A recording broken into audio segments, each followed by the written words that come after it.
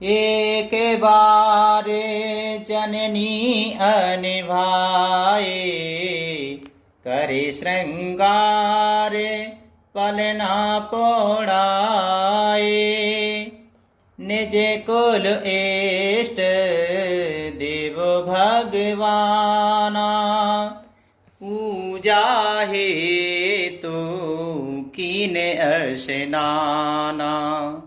एक बार माता ने श्री रामचंद्र जी को स्नान कराया और श्रृंगार करके पालने में पौड़ा दिया। फिर अपने कुल के इष्ट देव भगवान की पूजा के लिए स्नान किया।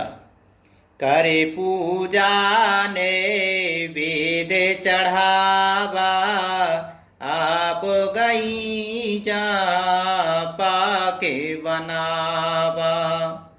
बहुरे मातु तह वहाँ चली आई, भोजन करत देखे सुत जाई।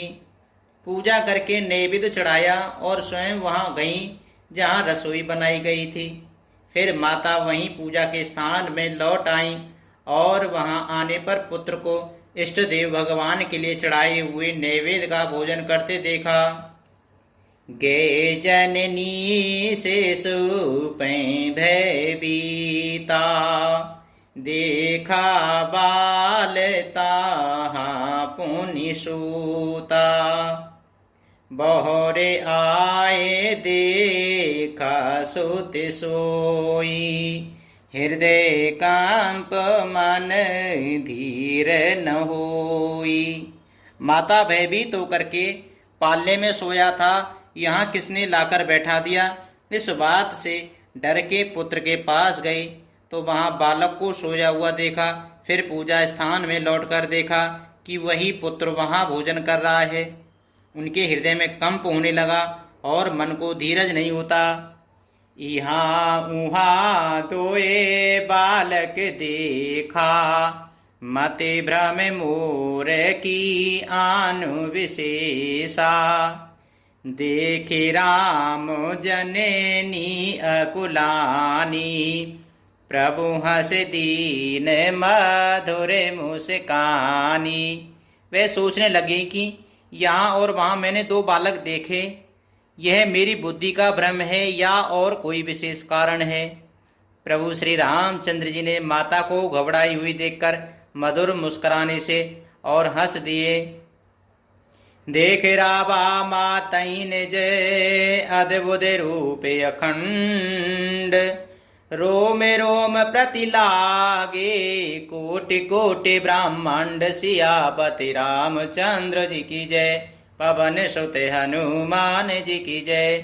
फिर उन्होंने माता को अपना अखंड अद्भुत रूप दिखलाया, जिसके एक एक रोम में करोड़ों ब्रह्मांड लगे हुए हैं।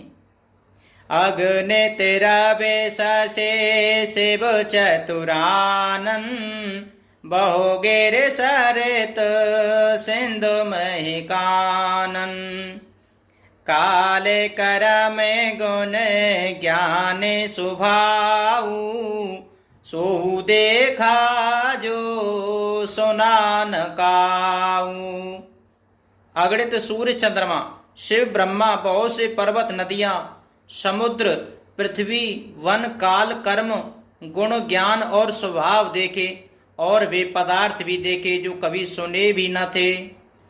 देखी माया सब विदेही गाड़ी, अति सभीते जोरे कर ठाड़ी।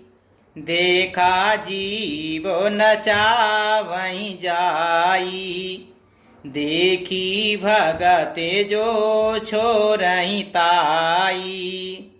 सब प्रकार से बलवती माया को देखा कि वह भगवान के सामने अत्यंत भयभीत हाथ जोड़े खड़ी हैं।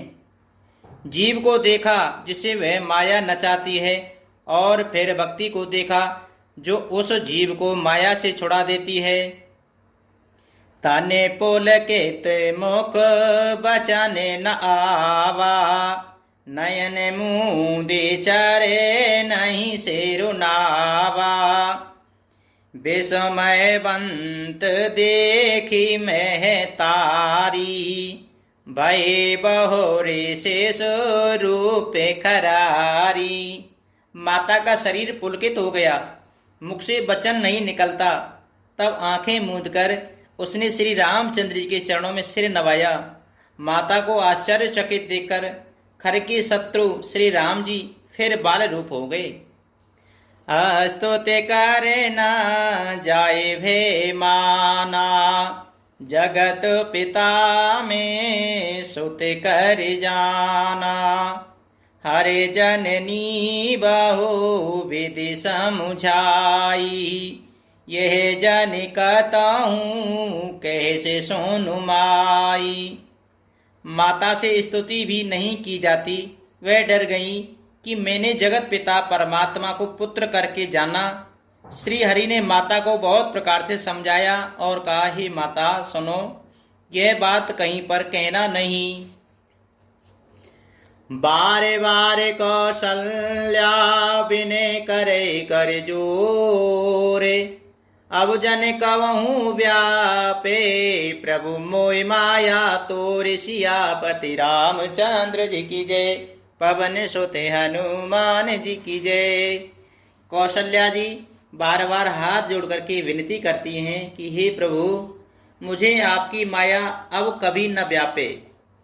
बाले चरित हरे बहु वेद कीना, अति आनंद दासन कह दीना। कछु के काल बीते सब भाई, बड़े भये परे जन सुखदाई। भगवान ने बहुत प्रकार से बाल लीलाएं की और अपने सेवकों को अत्यंत आनंद दिया। कुछ समय बीतने पर चारों भाई बड़े होकर कुटुंबियों को सुख देने वाले हुए। चूड़ा करण कीने गुरु जाई, बे प्रण पुनि दक्षिणा बहु पाई। परम मनोहर चरिते अपारा, करत फिरत चार्यों सुकुमारा। तब गुरुजी ने जाकर चूड़ा कर्म संस्कार किया। ब्राह्मणों ने फिर बहुत सी दक्षिणा पाई। चारों सुंदर राजकुमार बड़े ही मनोहर अपार चरित्र करते फिरते हैं। मन क्रम बचाने अगोचर जोई, दशरथ अजेर विचर प्रभु सोई। भोजन करते बोले जगु राजा, नहीं आवत तजे बाले समाजा। जो मन वचन और कर्म से अगोचर हैं, वही प्रभु दशरथ जी के आंगन में विचर रहे हैं। भोजन करने के समय जब राजा बुलाते हैं, तब वे अपने बाल सखाओं के समाज को छोड़ करके नहीं आते। कौशल्या जबे बोलन जाई, ठुमक ठुमक प्रभु चलहि पराई। निगम नीति से वो अंत न पावा, ताहि धरे जने निहट धावा। कौशल्या जी जब बुलाने आती हैं, तब प्रभु ठुमक ठुमक भाग चलते हैं। जिनका वेद नीति नीति इतना ही नहीं कहकर निरूपण करते हैं, और शिवजी ने जिनका अंत नहीं पाया, माता उन्हें हठ पूर्वक पकड़ने के लिए दौड़ती हैं। दूसरे धोरे भरे तनु आए, भूपति बेहसी गोद बैठाए। वे शरीर में धूल लपेटे हुए आए और राजा ने अस्करों ने गोद में बैठा लिया। भोजन करते चपल चित इतुत अवसर पाए, भाज चले बेलकत मुख दधियो तन लपुटाय। सियापति रामचंद्र जी की जय, पवन सुते हनुमान जी की जय। भोजन करते पर चित्त चंचल है।